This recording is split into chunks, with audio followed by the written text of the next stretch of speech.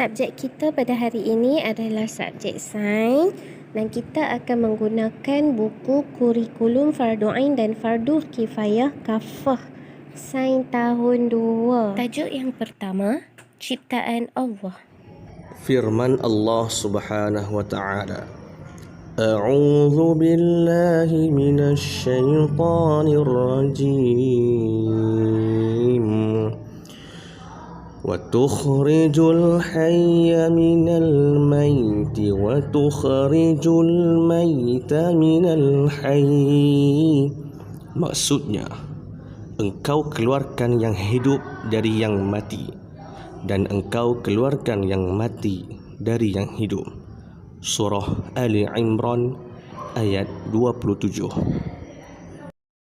Dari ayat ini, kita dapat pelajari bahawasanya hanya kuasa Allah Subhanahu Wa Taala itu mampu menghidupkan yang mati dan mematikan yang hidup sesuai dengan apa yang dikehendakinya. Okey, kita ambil contoh macam biji benih. Dari biji benih ini boleh tumbuhnya pokok yang hidup.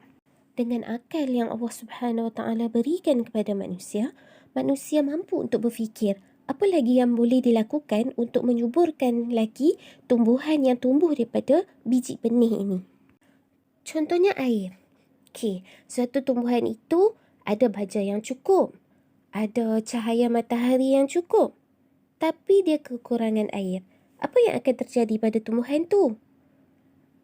Tumbuhan itu akan layu dan seterusnya mati disebabkan satu aspek penting yang tidak ada padanya, iaitu air yang mencukupi.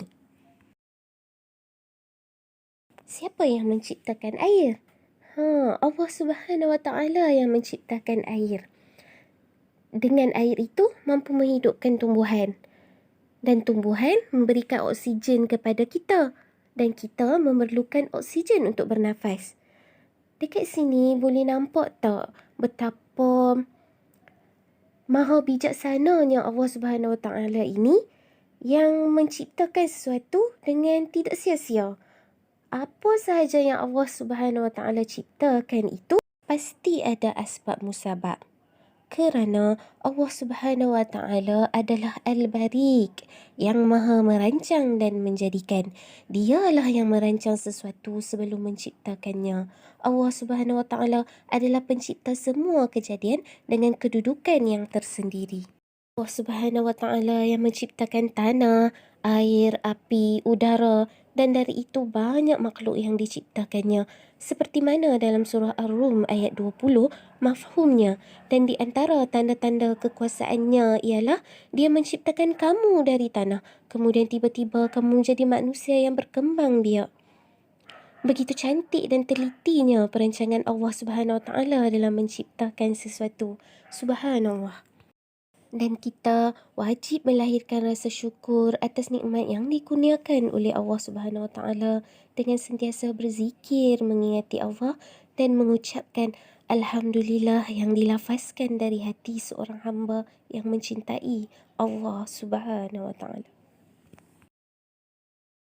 Seterusnya, saya minta untuk murid-murid membuat aktiviti satu ini dengan mengelaskan antara benda hidup dan benda bukan hidup. Untuk aktiviti ini, murid-murid perlu melengkapkan tempat kosong dengan jawapan yang sesuai yang dah diberikan dekat pokok itu. Jadi, pilih perkataan berdasarkan gambar dan tulis di dalam kotak yang disediakan. Untuk aktiviti 3, pilih dan lengkapkan tempat kosong dengan jawapan yang sesuai. Jawapan tu Ustazah dah bagi dalam video ni. Cuma cari sahaja minum membiak zikir besar.